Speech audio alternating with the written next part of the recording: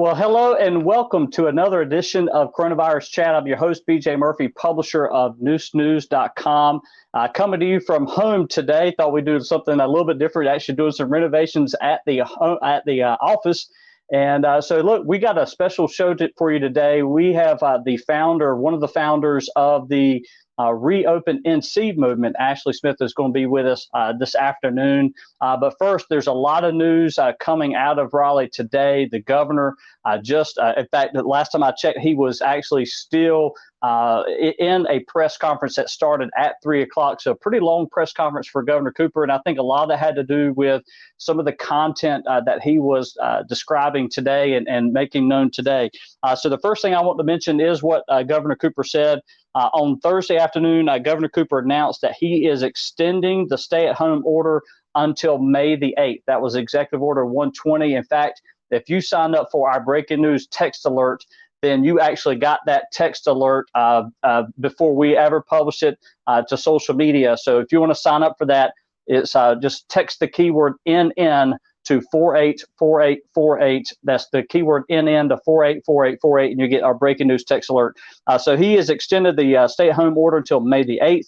He also unveiled a three-phase plan to get what he calls to a new normal. I'm going to talk about that here in just a second. And then there was a question from a reporter about schools, and he is going to make the announcement about schools, or make an announcement about schools, tomorrow afternoon. So to this point about these three phases, in fact, Dr. Mandy Cohen actually went through a lot of things that they were looking at, from testing and tracing and trends, the metrics that the governor's office as well as NCDHHS is using to make their decisions. But to what the governor wanted to do, phase one was to stay at home, remain in place. People can leave home for commercial activity. Those retailers and services will need to implement social distancing, cleaning, and other protocols. Gatherings are limited to no more than 10 people. Parks can open subject to gathering limits. Face coverings are recommended in public. There was a question a couple weeks ago whether or not that'd be mandated, but during this phase it would be recommended. Restrictions remain in place for nursing homes and other congregate living settings. And he's still encouraging people to telework if they can. Phase two, which is hopefully to be 2 to 3 weeks after phase one has been implemented, then they will lift the stay-at-home order with strong encouragement for vulnerable populations to continue staying at home, allow limited opening of restaurants, bars, and other businesses that can follow strict safety protocols. In other words, to reduce the capacity in those facilities. Part of phase two also would be allow gathering at houses of worship and entertainment venues at reduced capacity as well. Increase the number of people allowed at gatherings, open public playgrounds, continuous rigorous restrictions on nursing homes and congregate care settings. So all that was part of phase two, which was, again, 2 to 3 weeks after phase one. And then in phase three, he wants to lessen restrictions for vulnerable populations, allow increased capacity at restaurants, further increase the number of people allowed to gather, and continue rigorous restrictions on nursing homes and congregate care setting. So that was the governor's mandate here today. He basically extended his executive order to stay at home, executive order number 120, until May the 8th. And that was the breaking news text alert system that we sent out earlier today. Also, today, if you are a member of our We Report News Facebook group at wereportnewsnews.com, we've been doing this kind of a question of the day, to kind of spark interest and kind of understand where people's heads are, minds are. And today's question had a lot to do with what to ask our next guest, Ashley Smith. And so we're going to ask some of those questions here coming up. But first, I want to say a special thank you to our partners and friends at Lenore Community College, and they actually have a special message for us.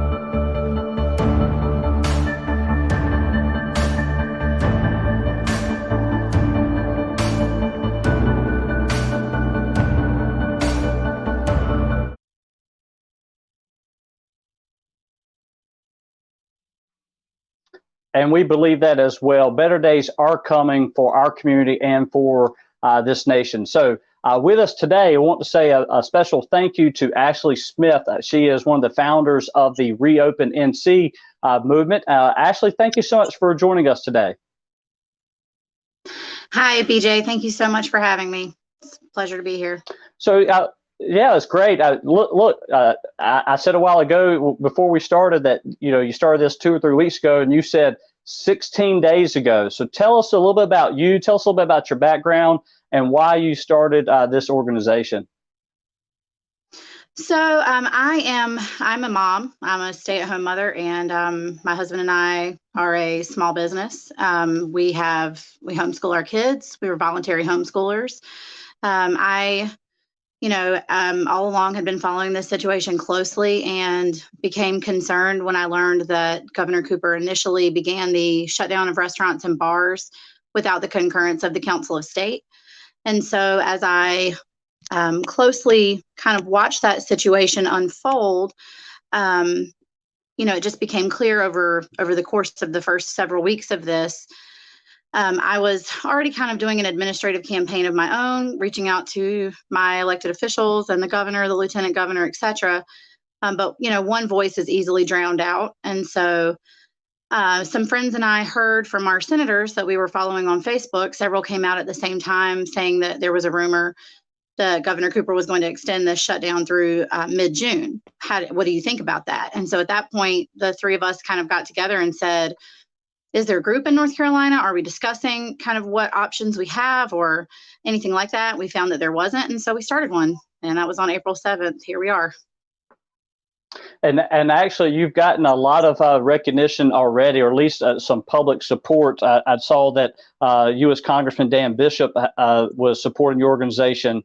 I know that Lieutenant Governor Dan Forest, who you just mentioned a while ago, he was actually on our show a couple of days ago as well. And he said that on Monday, he spoke with your organization about Tuesday's rally. In fact, even our own local state representative, Chris Humphrey, wrote an op-ed where he referenced your group, and he said, look, when I was first invited, it had 100 members, and then a few days it had 20,000, and now you're over 66, closing on 67,000 as of right before this broadcast. So tell us, a couple things, is your group, is this Facebook group a partisan group? Because that is a question of concern I've seen from a lot of folks. No, we're nonpartisan. We've said from the beginning that this is about right versus wrong, not right versus left. And I think the images from our rally on Tuesday, where we had, people wearing T-shirts that said, Latinos for so-and-so or Democrats for so-and-so. There was rainbow flags, don't tread on me. There's just so many different unique, different groups represented kind of in this movement that the common goal is to see our state reopen for business. All right. Now, I certainly understand that. And, being that it is a grassroots movement and you've grown so quickly, certainly as someone who's helped lead an organization, I'm sure you have some outliers, some people who've done some bad things. I'm sure those kind of things have been talked about as well. What has been your biggest challenge so far with organizing this group? So I'd say the biggest challenge has been just to keep our posts focused on what our calls to action are. So we essentially are, we've called ourselves a peaceful action group, and I would like to add we're 100% grassroots. We haven't received any funding from anyone. None of us have been trained by anybody, so there's nothing like that going on. We genuinely are just concerned North Carolinians that started a Facebook group to knock around ideas and to encourage people to use their voices, to do their civic duty to speak up about this. And it just exploded into such a large number of people in, just 2 weeks time. And so it has been challenging in some ways to, I think we've had, what's referred to online as trolls coming in and maybe posting things that don't align with our movement and then leaving, screenshotting, taking their images with them. And so we've had to kind of limit our posting and kind of just keep everything organized. So we've worked really hard over the last week to kind of restructure our group itself to just really reflect the calls to action and what our mission really is moving forward. So I'd say that's So probably been the biggest challenge. let's talk about your calls to action and your mission moving forward. What are your specific calls to action? So our specific calls to action have been an administrative. That's been our main goal from the beginning. Is we have closely watched, what's happening with the General Assembly and various elected officials. And so we've had an administrative campaign. I think I've said it before. We've tried to kind of be the squeaky wheel that gets the oil, and so we want to continually be in contact with the governor, lieutenant governor, North Carolina General Assembly, every county's representative and senator, and then even our county commissioners and sheriffs. So that's really been the main work that we've asked our members to participate in. Well, and does your group believe that we should have an absolute hard date? This is the date we're completely open, or more of a phased approach, as the governor kind of talked about just an hour ago, phasing in the reopening of our economic community? So, the majority of our group, I think I could speak for all of us when I say we'd like to see the state reopen in completion. I think North Carolinians are extremely intelligent, and I think we can reference many other pandemics and, crises that have come through our state, and people know how to make good decisions for themselves. If they're high risk or immune compromised, they know what to do. And I've actually had the pleasure of sort of having a bird's eye view as we have asked people to CC our email on their email correspondence to their officials. And one thing that I have seen over and over again is, please stop using me as a scapegoat because I'm immune compromised. I'm not asking other people to sacrifice their livelihood for my supposed or presumed, safety. That's not what they're requesting of us. So it's interesting to kind of see all those different perspectives and people's individual stories in that way. Well, and let's talk a little bit about the protests, the rallies. I believe you had the second one this week. It was just the first one I had really heard of, but as I started paying attention, talk about what happened at the rally. Talk about, if you don't mind, things you're doing to try to practice social distancing, because I would imagine that that's a very tough thing to do. And also mention, if you don't mind, the communication between, I think I saw a communication between a group, a law firm or lawyer who's representing your group, and the communication you have with the governor's office about your protest this week. So our first protest was on April 14th. We probably had, 150 or so people, and it was planned in 2 days over Easter weekend. And so that we felt like that was a good turnout. We had called Raleigh PD and requested, and asked if we needed a permit. We were told that we did not. We were mostly in our car in that parking lot on, Jones and Wilmington and downtown Raleigh. And most people remained in or around their vehicles. There were a few people on the sidewalk, but everyone was being really good at practicing social distancing. And then we were dispersed. And one woman was arrested, as I'm sure you know, and her charge was violating executive order. Later that day, Raleigh PD came out and said protesting is a non-essential activity. At that point, there was quite a back and forth on Twitter. I'm not on Twitter, so I heard about this, from outside sources, but that's my understanding, and I've seen screenshots. And they continued to defend their stance that protesting is non-essential. And I believe that statement is what kind of set everything in motion. And so from that point, we had the law firm come forward and volunteer to take on that situation for us pro bono. So there again, we're grassroots. There's been no money exchanged anywhere. And so we stayed in communication after that letter was issued. Governor Cooper did respond that protesting is not prohibited by the executive order. I'm of course paraphrasing, but so we went ahead and continued to plan our second rally, which was to take place on the 21st.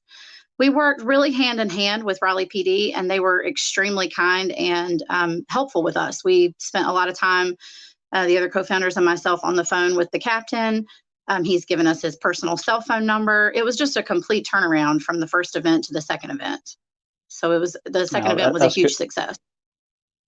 That's good to hear. And, for those that are watching who just tuned in, this is BJ Murphy with News, and we're chatting with Ashley Smith, one of the founders of the Reopen NC movement, which started literally just 16 days ago, now has close to 67,000 members in the organization. And if you don't mind, if you got a question, you want to drop that in the comments, feel free to do so. We've got just a few more minutes. If we have an opportunity, we'll try to ask Ashley. I've got a few more myself, but if you've got a question you want to ask, please feel free to drop that in. Also, a little over a week or two ago, Facebook reached out to us and said that, hey, based on everything that's happening, you now have access to what are called stars. And so if you go into the comments and you see a thing that says send stars to News, that's just a small way to give back to News. Everything we do here is free. Our newsletter, our website, this broadcast, everything's free. So occasionally we have some people say, well, how can I help? And that's just one small way to chip in. Basically, I think you just buy like a pack of stars for $5 or $10 or whatever. And every star that we get a penny. So it's not a lot. It's just a small way to say thank you. A small way to say thank you to Dr. Travis Town, who's behind the scenes running this live stream, and Ashley Letha Thrower, forgive me, for helping monitor the social media back there. Let me get back to Ashley Smith real quick, because speaking of Facebook and thinking about some things that Facebook has come out with, Facebook announced yesterday that it would hide or delete any organization that is promoting protest to executive orders. Has your group been affected by some of this conversation with Facebook's policy yet, by chance? So we believe that we've had probably 100 to 130,000 membership requests that have just sort of disappeared.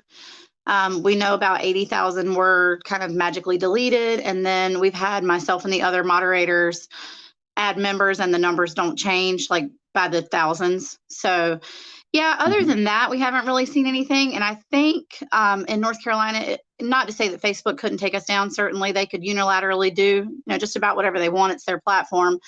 But as far as it goes, we've encouraged our members to exercise social distancing. Even after speaking with Tuesday, with Captain Bond kind of following up post our event, there was only a couple of instances where people were a little bit crowded. And, from being there on the ground, people really were being cautious. A lot of us were wearing masks. A lot of us were, elbow bumping or fist bumping rather than shaking hands. But we were all outside, too. So I think that there's, we're very much pro personal liberty. And I think that there is an amount of consent that, two adults, I'm very much of the notion that if two adults want to shake hands and they both consent, I just can't imagine that we're living in a country where that's actually illegal or could get you in trouble. I mean, it's just what are we coming to? And I believe that was kind of the heart of your letter to Governor Cooper this week about this limitation on public gatherings and its possibility of infringing on your First Amendment rights. And I want to talk a little bit about that, as well as in the scope of one question we had was, about the protesters, why so many of them apparently, according to this questioner, were not making good decisions and following social distancing. Are you doing things at these rallies or these protests to try to mandate that social distancing? Talk a little bit about the First Amendment there, and about how you're trying to limit or encourage social distancing. So as far as the First Amendment, I think that, Mr. Biller's letter spelled it out pretty well. To say that protesting is a non-essential activity is absolutely a violation of the First Amendment of the Constitution. And I feel certain that Governor Cooper realized that, which is why he came out with a firm statement 3 minutes before the deadline on that legal document, stating that it's in fact not a violation of his executive order. So we did see a turnaround on that. As far as exercising social distancing, I'm very much of the mindset that these mandates are draconian and an overreach of governmental authority. So while I'm encouraging people to practice social distancing at all of our events, I'm not for mandating anyone. I'm for personal liberty. And so I truly believe in my heart of hearts that we are all intelligent enough to exercise caution and make our own assessments of the risk, and then make educated decisions based on that. So I think that for those who are extremely frightened about the virus or concerned about it, they also have the right to exercise, their choice to stay home and to remain, keep limited contact with the public. And so there is this question that I've seen. I haven't seen it in the feed just yet, but I saw this earlier, and that is the concern about a virus spreading, where a bunch of people, hundreds and possibly even thousands, are gathered in one place, and then they all go back to their homes, and then they go to the grocery store. How do you see that chain of events happening in terms of the virus we're in, but also protecting your right to free speech? And also understanding that people actually need to work and eat to provide for their family. How are you balancing all of that in your discussions at Reopen NC? That was a loaded question, BJ. So, for one, I just would feel the need to point out that the Constitution does not guarantee us a virus or a pathogen-free existence. Nowhere does the Constitution say you have a right to not get sick. I think to live is inherently to take risks. I think that we go out and we drive our cars, and we all know there's a risk of getting in a car accident and dying. And so at what point do we say that the cure has become worse than the disease, just to quote the president? I mean, we're looking at North Carolina right now. Let me just give you some numbers just for the sake of throwing some statistics out there for you. We went from 12,000 people on unemployment claims to 635,000 in 1 month. And that's just those who are considered, within the parameters of unemployment. That's not counting freelancers, small business owners, gig workers, people who had gainful employment and gainful income before this, and now they don't qualify for any help. And so when you look at that 635,000 people, that's a conservative number, we all know. But at least 1% of those people will commit suicide. That's just a statistic. And so that's more than have been diagnosed, or at least a close number in our state, that are guaranteed to commit suicide just from unemployment alone. So how can we strike a balance where people can continue to put a roof over their head and feed their children? I think the balance is personal liberty and personal responsibility. And if we weren't putting everyone out of work, we could allocate some of these funds to actually take care of those who are immune compromised, who are high risk, and they could stay home, and maybe they could get work from home positions or get benefits that wouldn't have to be dispersed among the healthy population. I'd like to also point out that Sweden has not done, the extreme lockdowns like we have, and they're well beyond the peak at this point, and they're actually having really good numbers coming out. So there's a lot of other areas. There's like 8 states, I think, that didn't do these extreme shutdown orders, and they haven't fared worse than North Carolina. Have you, considering the governor's statement just a while ago about phasing in and what he wants to see, and he's going to make an announcement about schools tomorrow, besides the correspondence with the governor's office this week, I know you've had a chat with Lieutenant Governor Dan Forest. Have you also had a chat with Governor Roy Cooper by chance? No, Roy Cooper has not called me back. It took me 4 weeks to even get to leave him a voicemail. We haven't, no one in our group has had any response from him whatsoever.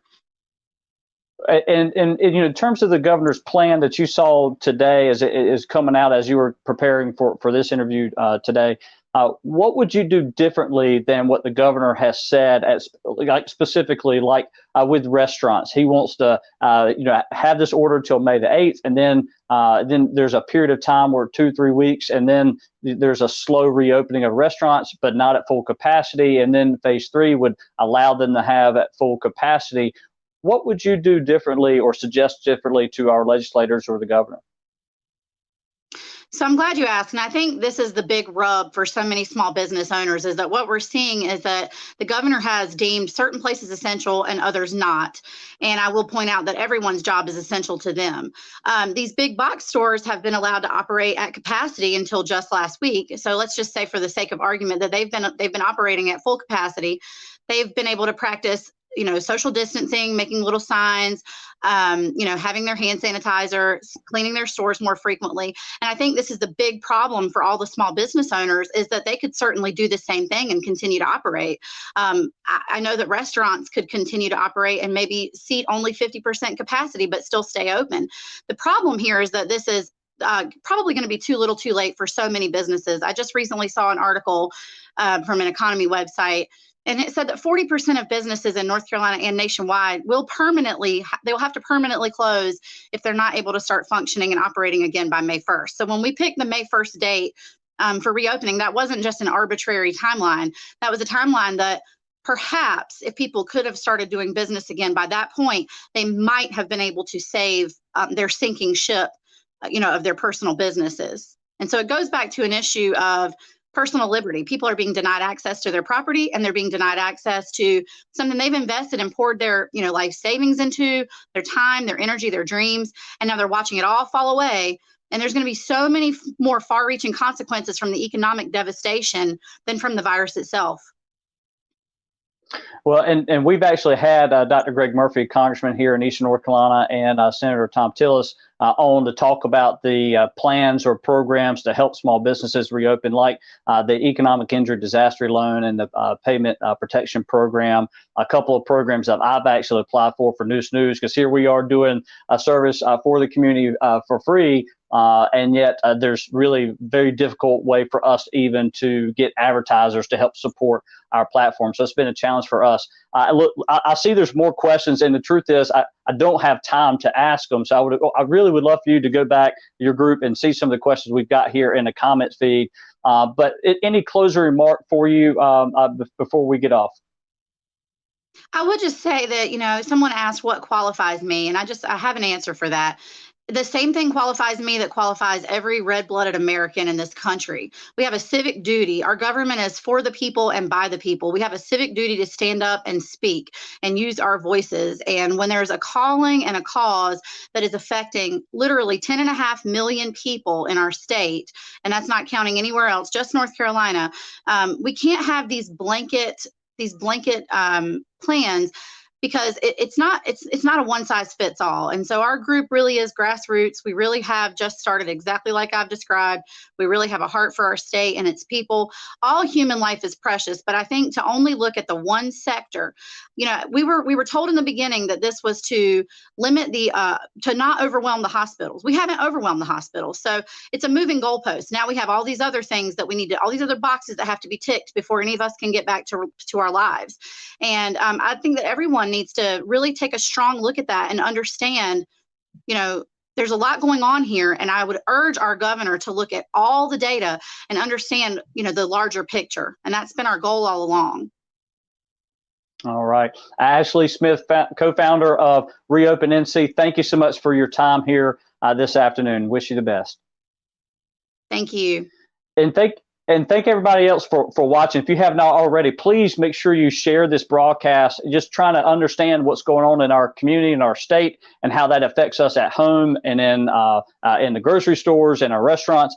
Just to reiterate, once again, just a little over an hour ago, the governor, Roy Cooper, announced that he is going to extend the stay-at-home order until May the 8th.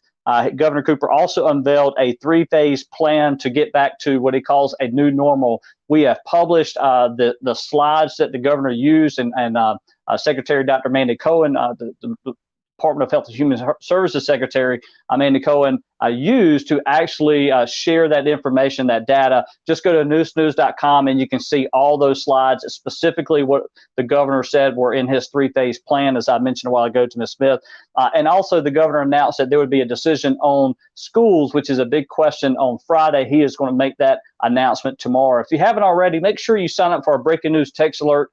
It is text the keyword NN to 484848. And also our daily newsletter is free. It's got all the top headlines.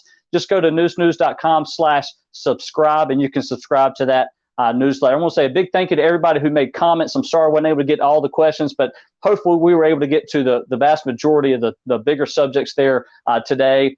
Thank you also to Dr. Travis Town on behind the scenes, our live stream chief engineer tech, and also to Aletha Thrower for helping to monitor the social media feed and keep me in check as well.